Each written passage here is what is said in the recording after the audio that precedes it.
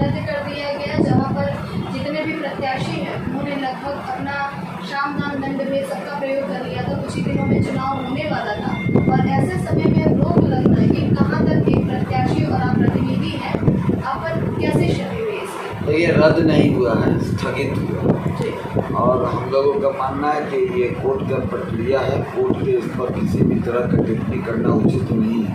हाँ, लेकिन प्रत्याशियों का हम लोग सभी प्रत्याशी हैं इसमें, और सभी लोग अपना पूरा देने का काम किया। पूरा जो चुनाव में जो प्रचार का जो माध्यम हो सकता है वो पूरा प्रयास रहा लोगों का।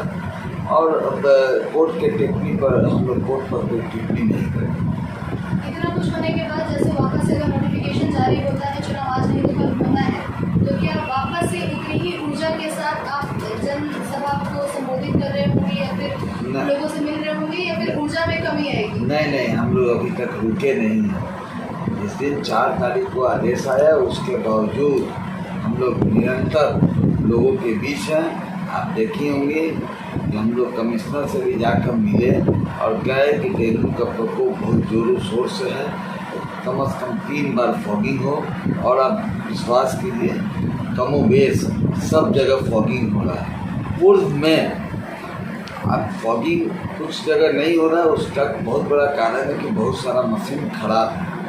वो किस तरह का मशीन, आप पूर्व के मेयर जो रहे वो किस तरह का मशीन का परचेजिंग हुआ है उसका उस पर डिपेंड करता है। बहुत सारा मशीन खराब है।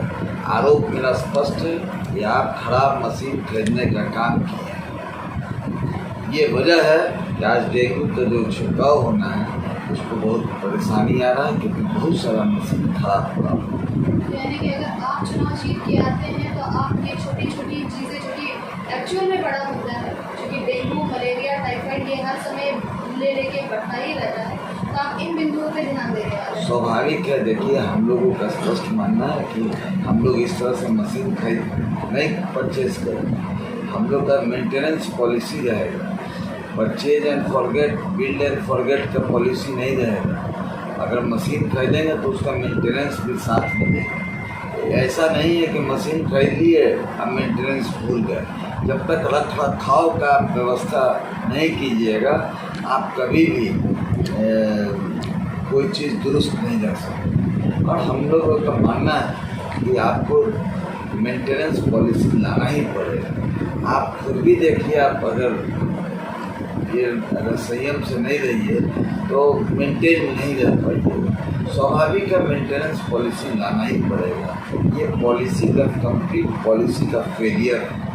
अब तक जितने लोग रहे हैं ये सब लोग मजाक किए।